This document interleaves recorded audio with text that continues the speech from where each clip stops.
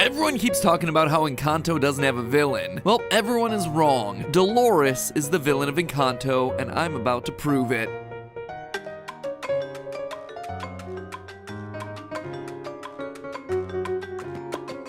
Hello Internet, welcome to Film Theory, where I'm doing this video to justify the hundreds of hours of my life I've spent watching Encanto. Obviously I'm joking. Casita isn't made of drywall, but rather a combination of stone, bamboo, and clay in the traditional Latin American construction style called Bajarra. But of everything in this movie, no character has quite as many interesting animation details as Dolores. Like here in We Don't Talk About Bruno, where the fish girl, the only non-family member in the lineup, gets replaced in the dancing with Dolores. So weird detail, right? Probably some leftover element from the production. But what's really interesting are Dolores' character details. Like here where she's forced to cover her ears when the fireworks start going off because of her super hearing. Or here where she claps using only 2 fingers because again, doing more than that would hurt her ears. Or here where she casts an evil side eye to her cousin Isabella. Hold on, what? That sort of a passive-aggressive look isn't something that I would expect to see out of a sweet, unassuming character like Dolores. I mean, this is a character that a ton of people stand for being the unsung hero of the family, but then I did what I tend to do. I dug a bit deeper, and I really started to think about what we see and hear from Dolores throughout this movie, and bit by bit, the pieces started to add up. Dolores is actively working against the family. She is miserable.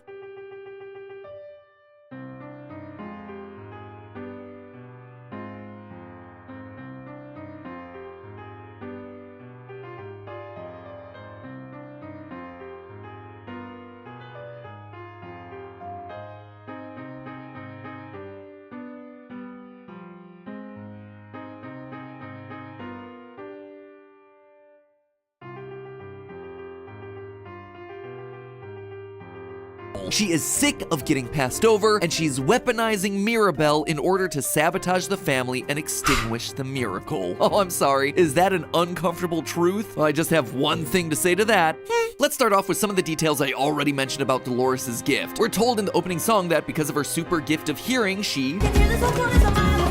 And it doesn't seem to be much of an exaggeration, as we see that she's able to hear conversations happening elsewhere in town, likely behind closed doors. Dolores, do we have a date?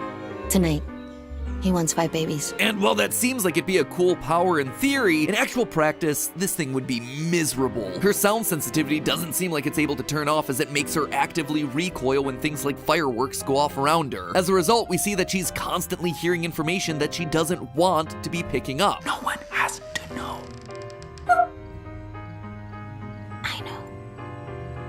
It's also something that scientifically would slowly be driving her insane. You see, the amygdala is this little group of neurons roughly in the center of the brain that helps us with emotional responses, specifically when processing fear responses. When she cowers because of those fireworks, boom! Big ol' shot of amygdala activity as her fight or flight response kicks in. Because those sorts of jarring sounds are important for a human's survival, they tend to jump the line, so to speak, when it comes to processing. It's actually believed that that's one of the reasons why the amygdala is in the center of the brain. It gives it close proximity to all the other important functions of the brain, again, to jumpstart our survival instinct. The thing is, because Dolores' hearing is so good, she would actually be inundated with these sorts of inputs all the time, experiencing a constant sensory overload. We're talking about someone who can literally hear an eye twitching from a completely different room of the house. The only one worried about the magic is you.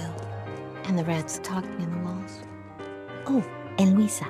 I heard her eye twitching all night. Her life spent hearing everything in the town and walls around her would be miserable. She'd barely be able to focus on anything or get a night's rest. But it's a blessing. It can't be that bad. These powers are meant to be a miracle, I hear you saying. And sure, some of the powers are admittedly really cool, but Dolores, Tia Peppa, and Bruno, well, they got the short end of the stick on that one. Healing with food, great. Super strength, awesome. Controlling the weather, fine, in theory, but having your own private rain cloud follow you around while you're in a bad mood, thereby making your bad mood even worse?